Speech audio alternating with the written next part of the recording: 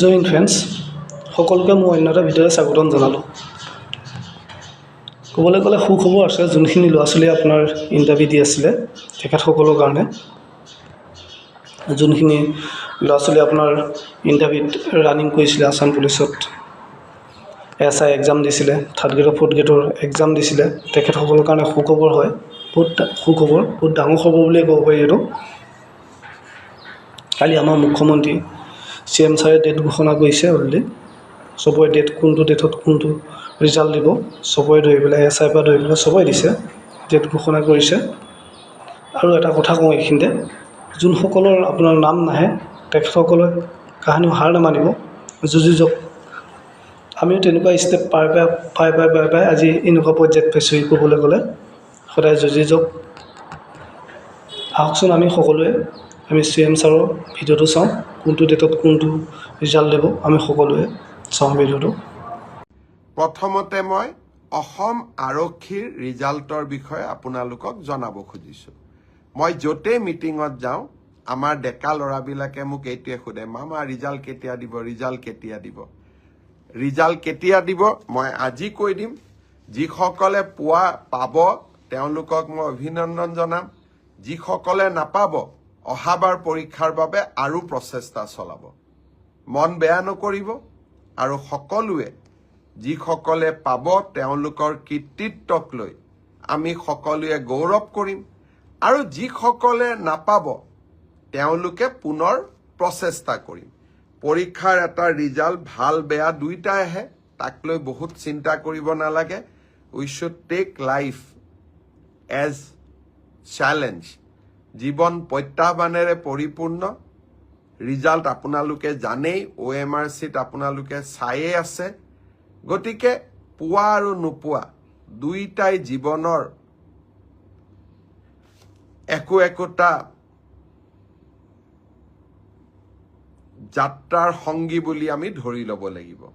মই এতিয়া আপোনালোকক জনাই থৈ যাম, সাব ইন্সপেক্টৰ আমাৰ UB, AB, কমিউনিকেশ্যন এই তিনিটা ক্ষেত্ৰত অসম আৰক্ষীয়ে সাব ইন্সপেক্টৰ পোষ্টৰ পৰীক্ষা পাতিছিল।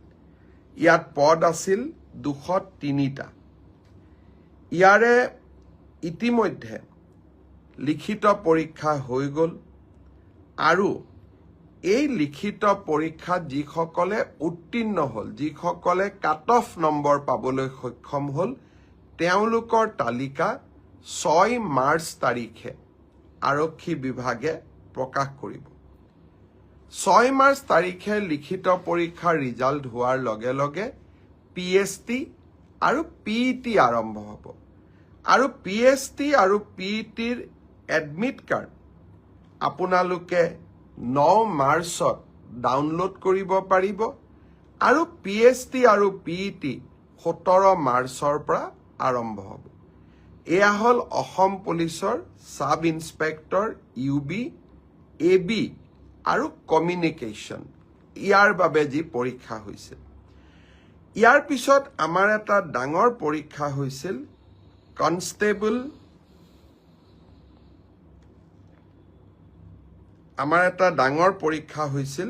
সেইটো হ'ল constable UB, constable AB, constable communication আৰু sub officer fire and emergency service. কনষ্টেবলৰ UBত পোষ্ট আছিল 1760টা, কনষ্টেবল ABত পোষ্ট আছিল 2301টা, কনষ্টেবল কমিউনিকেশ্যনত পোষ্ট আছিল 466টা, আৰু সাব অফিচাৰ ফায়াৰ ছাৰ্ভিচত পোষ্ট আছিল মাত্ৰ 1টা। এই গোটেই পৰীক্ষাটোৰ ইতিমধ্যে PST আৰু PET কমপ্লিট হ'ল। এই পৰীক্ষাটোৰ যিসকলে PST, PETত কোন পাছ কৰিলে ইয়াৰে ৰিজাল্ট অসম আৰক্ষীয়ে 12 মাৰ্চ তাৰিখে ঘোষণা কৰিব। অৰ্থাৎ কনষ্টেবল UB, ABৰ পৰীক্ষাৰ প্ৰথম ৰিজাল্ট 12 মাৰ্চ তাৰিখে প্ৰকাশিত হ'ব। ইয়াৰ পিছত আপোনালোকে নিজেও জানে যে এটা লিখিত পৰীক্ষাত আমি অৱতীৰ্ণ হ'ব লাগিব।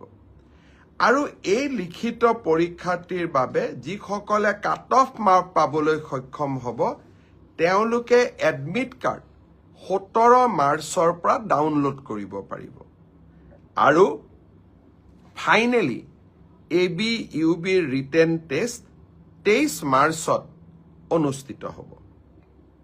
ইয়াৰ পিছত অসম আৰক্ষীত ড্ৰাইভাৰৰ 667টা পোষ্টৰ বাবে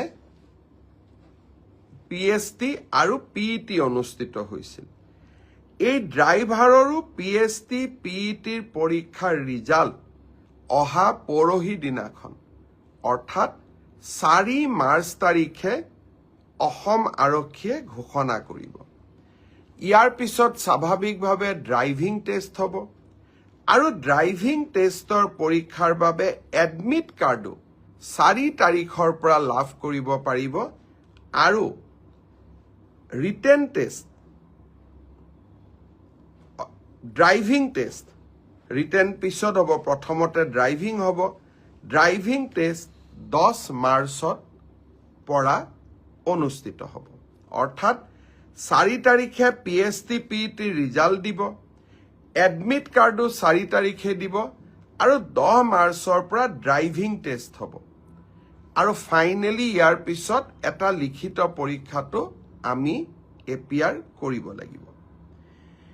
এতিয়া মই আহিছোঁ কনষ্টেবল ABCDO অৰ্থাৎ কামাণ্ডো বেটেলিয়ন এই ক্ষেত্ৰত। ইয়াত পোষ্ট খুব কম আছিল, মাত্ৰ 164টা পোষ্ট আছিল 164, কাৰণ কামাণ্ডো বেটেলিয়নবিলাক নতুন বেটেলিয়ন।